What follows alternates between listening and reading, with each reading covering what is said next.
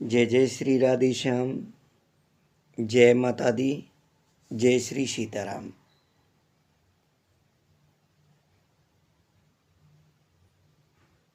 हम लोगों के जीवन में अनेक समस्याओं के चलते, और समस्याएं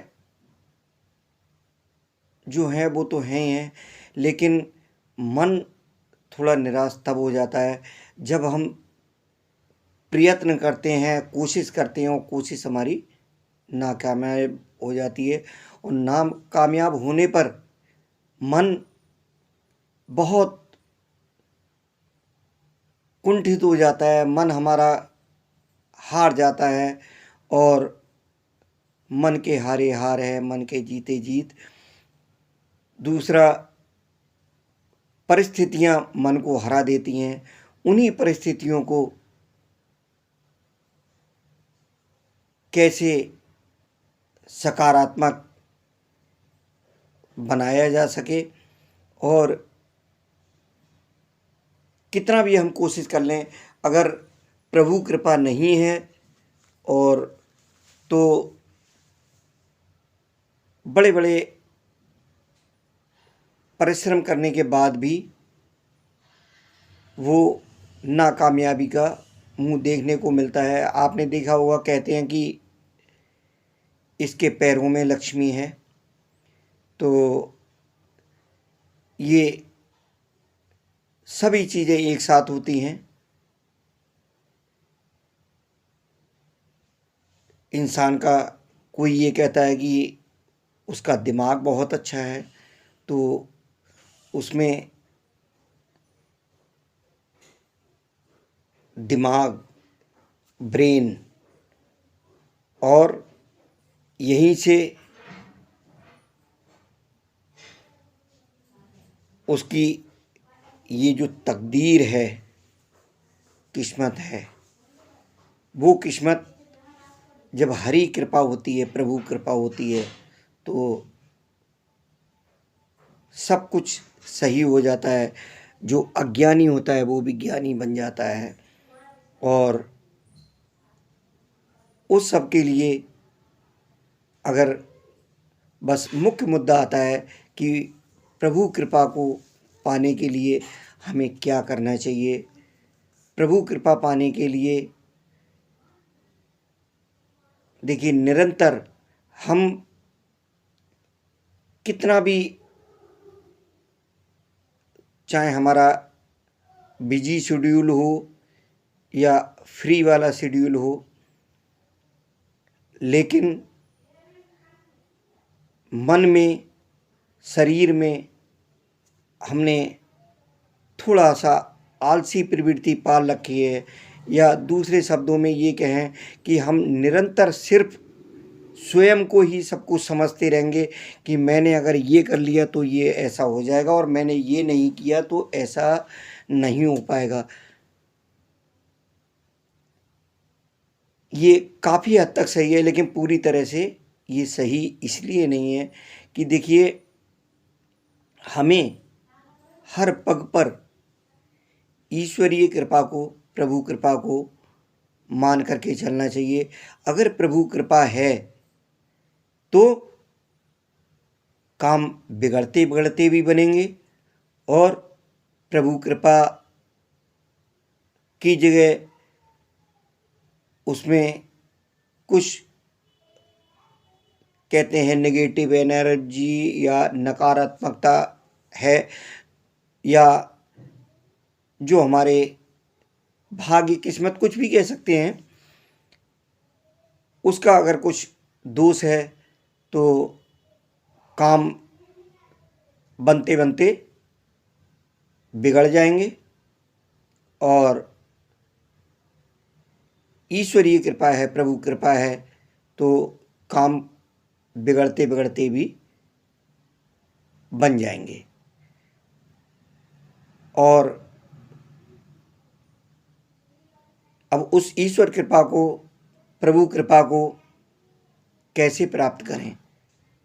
देखिए, कोई भी हमारे घर में मेहमान आता है, या हम किसी को भी प्रसन्न करना चाहते हैं तो उसके लिए खिलाना पिलाना, उसकी सेवा करना, वो एक अलग हो जाता है। सबसे पहली चीज़ प्राथमिकता क्या होती है आपके यहाँ, या आप किसी से मिलने गए, आप लेकर के मोबाइल बैठ गए और मोबाइल में अपना उंगली चलाते रहे, उसकी तरफ नहीं ध्यान दिया, तो ध्यान उसकी तरफ भी देना है। या आपके घर पर अगर वो आया है तो उसकी तरफ आपको ध्यान देना है। ये नहीं कि आप कितने भी व्यस्त हैं, चाहे आप सब कुछ ऑनलाइन कर रहे हैं, कुछ भी कर रहे हैं, लेकिन थोड़ी देर को अपना वो मोबाइल लैपटॉप जो भी कुछ है उसको थोड़ी देर अगर आप साइड करके केवल केंद्रित होकर के उसी से बात करेंगे तो वो व्यक्ति आपसे प्रसन्न होगा। जब व्यक्ति प्रसन्न होगा तो यही चीज़ ईश्वर की है। ईश्वर कृपा पाने के लिए, प्रभु कृपा पाने के लिए हमें जो हमारी दिनचर्या है 24 घंटे, उस 24 घंटे की दिनचर्या में एक मुख्य समय हमने सोने के लिए सुनिश्चित किया हुआ है। रात्रि काल में हम सोते हैं, सोने के बाद में सुबह से उठ करके और पुनः रात को सोने के समय तक सारी उधेड़-बुन में लगे रहते हैं। मुझे ये करना है, वो करना है, मुझे इस तरीके से कुछ भी करना है। इस 24 घंटे में आप ज़्यादा नहीं, 4 घंटे का समय मत निकालिए, 2 घंटे का भी छोड़िए, आधा घंटा या 1 घंटे का समय निकाल सकते हैं। और उस आधा घंटा और 1 घंटे के समय के लिए भी एक होता है कि देखिए, ईश्वर की उपासना के लिए जो प्रातःकाल और संध्या काल का समय होता है वह सबसे अच्छा होता है। और उसके अलावा एक ईश्वरीय कृपा पाने के लिए समय देने का दूसरा माध्यम मैं आपको बताऊंगा, जिसके लिए आप सुनेंगे तो आपको लगेगा कि हाँ वाकई ये सत्य है, और उसको उदाहरण सहित मैं आपको पूरा बताऊंगा। उदाहरण के तौर पर आप देखिए, पिछले समय में भी, पुरातन युग में भी जो अनेक ऋषि मुनि और उनकी संतानें, उन्हीं जिन ऋषि मुनियों ने बड़ी बड़ी तपस्याएं की, बहुत संघर्ष किए, अनेक उपासनाएं की, तब उन्होंने फल पाया। लेकिन ये जो कलयुग है, इसके लिए उन्हीं ऋषि मुनियों ने ग्रंथों में लिख रखा है कि कलयुग केवल नाम आधारा, सुमिर सुमिर नर उतरहि पारा। और ये नाम मुख्यतः क्या है? राम, 2 अक्षर का नाम राम। हमारे आपके सभी के पूर्वज, यहाँ तक कि अगर पूरी तरह गूढ़ता में जाए तो विश्व का कोई भी मानव ऐसा नहीं है जिसके पूर्वज ने कभी ना कभी, या कितनी पीढ़ी पहले, लेकिन हर व्यक्ति के पूर्वजों ने राम नाम का उच्चारण अपनी जुबान से किया है। ये जो राम नाम है उसमें इसकी महिमा का मैं आपको बताऊं कि जो मर्यादा पुरुषोत्तम श्री राम हैं, ये नाम भी उसी अलौकिक नाम पर ही उनका नाम, या हम उन राम को भी बिल्कुल अलौकिक और विश्वव्यापी सर्वशक्तिमान मान सकते हैं, मान नहीं सकते, वो हैं सर्वशक्तिमान। और उन्हीं का स्मरण करते हुए जो रामायण की रचना की गई है, उस रामायण की रचना को अगर आप संपूर्ण समझ लेते हैं, देखिए इस रामायण को लिखने से पहले दो मुख्य लोगों के मैं आपको नाम बताता हूँ। इससे पहले भी किसी एक आध प्रसंग में मैं इसकी चर्चा कर चुका हूँ और आपको ज्ञान भी है, काफ़ी लोगों को, जिनको नहीं है या जिनको है लेकिन उसको थोड़ा सा वो भूल चुके हैं। रत्नाकर डाकू का नाम हम लोगों ने सुना था, जीवनी पढ़ी थी, कौन थे और उनके कर्म कितने पतित थे कि उनसे जब उनको थोड़ा सा कुछ ये आभास हुआ कि मेरे को प्रभु का नाम लेना चाहिए, तो उन्होंने उस राम नाम को लेना चाहा, लेकिन वो नहीं ले पाए। और उनके संदर्भ में एक चौपाई लिखी भी गई है कि उल्टा नाम जपत जग जाना, वाल्मीकि महे ब्रह्म समाना। ये वाल्मीकि कौन थे? जिन्होंने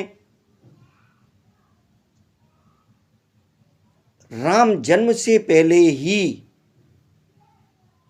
रामायण की संपूर्ण रचना कर दी थी। और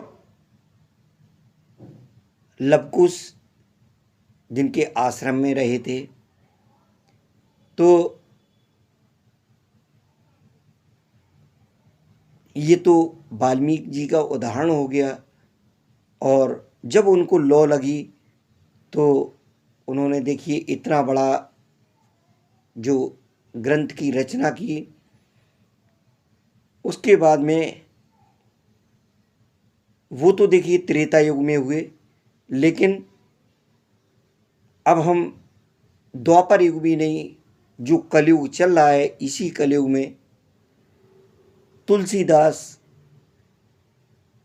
आज के समय में तुलसीदास के संदर्भ में कुछ मूढ़ बुद्धि लोग पता नहीं क्या क्या कहते हैं। उन्होंने जिस ग्रंथ की रचना की थी उसमें अनेकों लोगों ने को जानकारी है इस संदर्भ में कि स्वयं प्रभु राम सेवक रामदास, संकट मोचन हनुमान ने साक्षात उनको दर्शन दे करके, प्रेरणा दे करके, उनका सहयोग करके तुलसीदास जी को रामचरितमानस ग्रंथ लिखने में बहुत बड़ा सहयोग किया था। और उस रामायण के संदर्भ में लिखा गया है, रामायण सुर तरु की छाया, दुख भय दूर निकट जो आया। तो निकट आने का मतलब ये है कि हमें लक्ष्य बना करके उसको समझना है, उसका ज्ञान अर्जित करना है। ज्ञान अर्जित करने के लिए दो माध्यम हैं, उसको हम पढ़ें या सुने। तो इसमें तुलसीदास जी ने जो पंक्तियाँ लिखी हैं, जो चौपाई लिखी हैं, उन सबको हम लोग घरों में अनुष्ठान कराते हैं। अखंड रामायण कराते हैं। अखंड रामायण नाम तो अखंड है, लेकिन वो खंडित बीच बीच में इसलिए होता रहता है कि कई बार लोग रात में नींद में भी पढ़ते हैं, किसी भी तरह से पढ़ते हैं, कोई पंक्ति छूट भी सकती है या नहीं भी छूटती है तो उसको पूरा पढ़ तो लिया जाता है, लेकिन उसका ज्ञान अर्जित नहीं हो पाता है। ये आपको सिद्ध हो जाएगा जब आप उसका पूरा अर्थ सहित पढ़ेंगे या सुनेंगे। अब सवाल ये आता है कि अगर पढ़ेंगे तो पढ़ने के लिए आपको सुबह का समय ही सुनिश्चित करना पड़ेगा और सुबह के समय ही आप पढ़ेंगे। सुनने के लिए एक प्रभु कृपा से इस दास ने एक लक्ष्य बनाया कि रामायण को संपूर्ण पढ़ करके और अपने इसी जो रामायण पढ़ने से के उद्देश्य से ही स्वयं पढ़ना, समझना, जीवन में उतारना और उसके अलावा जितने लोगों को अधिक से अधिक हो सके प्रेरणा देकर, क्योंकि हमने गुरुमुख से ये सुना है जितना हो सके अच्छी प्रेरणा ग्रहण करो और जितना हो सके उतना प्रेरणा दूसरों को अगर दे सकते हैं, कुछ आपके पास है तो उसको दो भी। तो हमारी तरफ से या उन प्रभु कृपा से जो भी विचार उत्पन्न हुए हैं उनकी तरफ से एक बस यही है कि आप भी उस संपूर्ण रामायण का ज्ञान अर्जित करने के लिए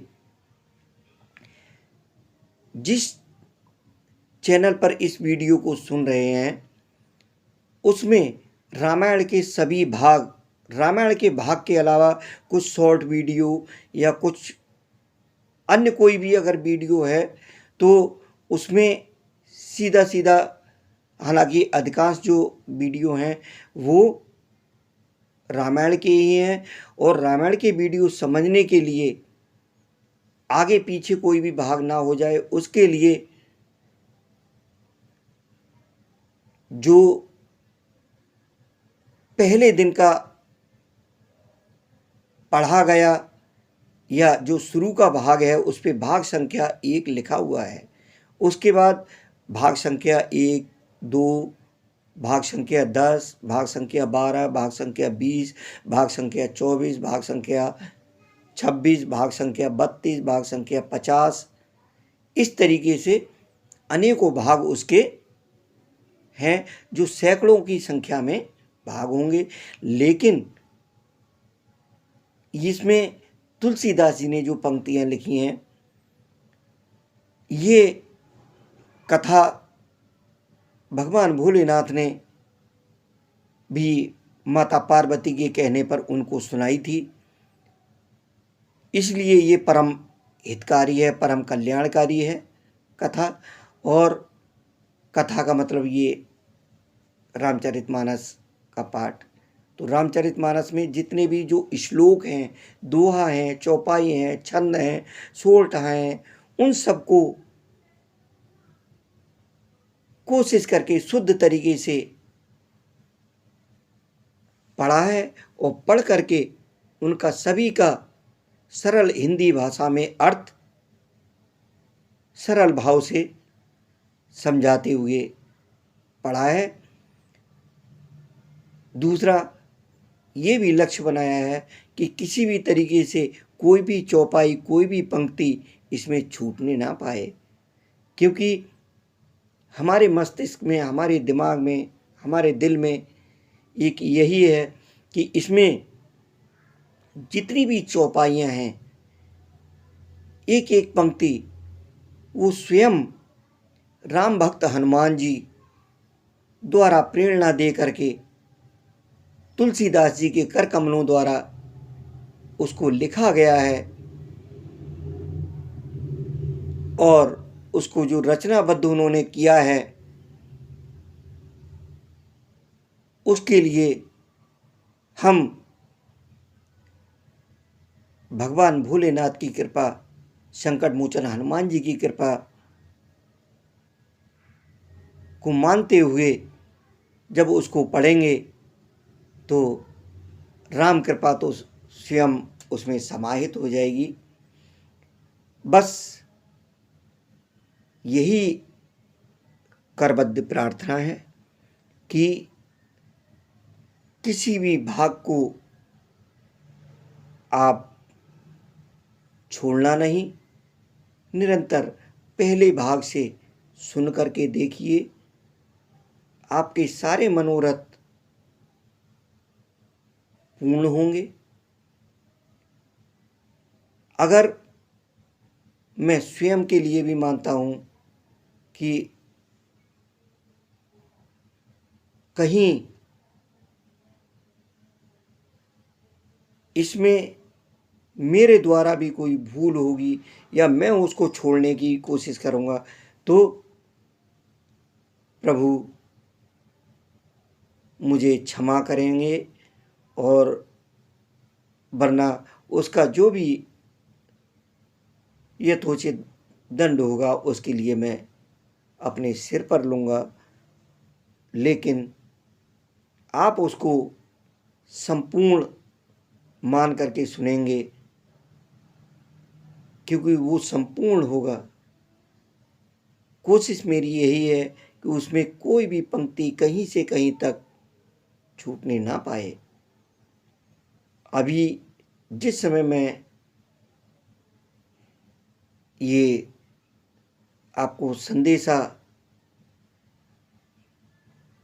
दे रहा हूँ, उस समय तक, उस दिन तक इसके 59 भाग पूरे हो चुके हैं।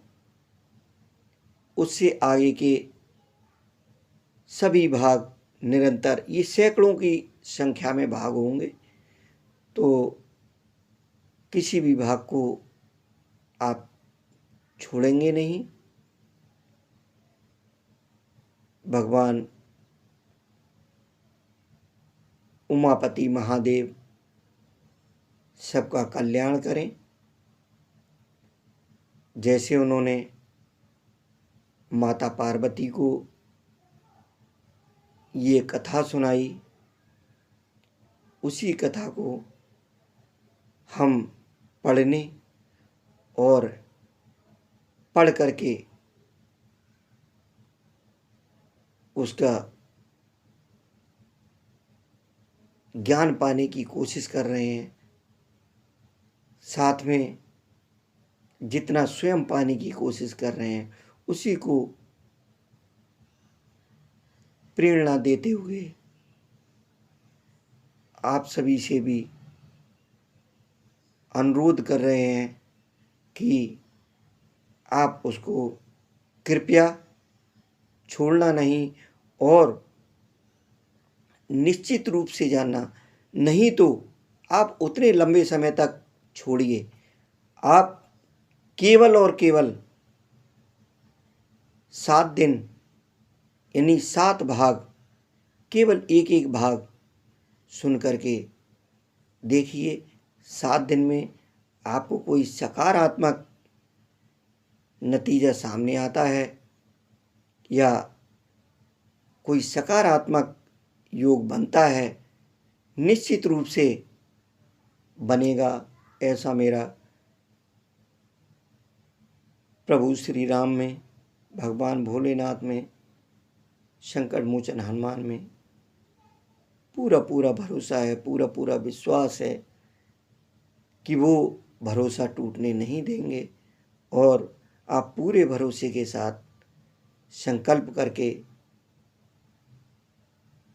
सुनना शुरू कीजिए। इसके लिए आपको कोई निश्चित समय की भी आवश्यकता नहीं पड़ेगी सुनने के लिए।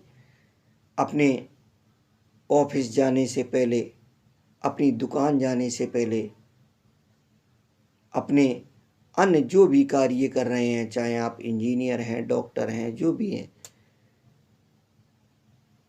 या दिहाड़ी मजदूरी भी करते हैं तो भी सिर्फ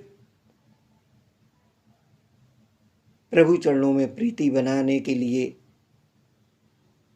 व्यक्ति के भाव को देखा जाता है, उसके आर्थिक स्तर को नहीं देखा जाता। प्रभु ऐसा कुछ नहीं देखते हैं। तो भाव बनाएं, अच्छे भाव बना करके कोशिश करके आज लक्ष्य बनाएं और कल से ही सुनने का श्री गणेश करें। सुनने के लिए सबसे पहले आप जो इसमें साइड में आप अभी वीडियो सुन रहे हैं तो साइड में जो नाम दिया हुआ है मानस प्रेम राकेश उपाध्याय, और साइड में हल्का सा जो एक लोगो टाइप का जो बना हुआ है उसको आप उंगली से जब टच करेंगे तो चैनल खुल के आ जाएगा, और उस चैनल में जहाँ सब्सक्राइब लिखा है उसको आप जब टच कर देंगे तो वो सब्सक्राइब होने से आपको ये होगा कि जो भी कोई अगला नया भाग होता है या कोई विशेष कल्याणकारी विचार प्रभु कृपा से दिमाग में आता है वो आपको आसानी से देखने को मिल जाएगा। दूसरा, सभी भाग एक बार में देखने के लिए आप जब इस लोगों को टच करने के बाद में और चैनल पर जाएंगे तो ऊपर पट्टी में वीडियो, शॉर्ट्स, इस तरीके से कम्युनिटी वगैरह कई चीज़ें उसमें दी हुई होंगी। तो उसमें आप जो ऊपर वाली पट्टी है उसमें वीडियो जहाँ लिखा होगा, वीडियो को जब आप टच करेंगे तो सारी वीडियो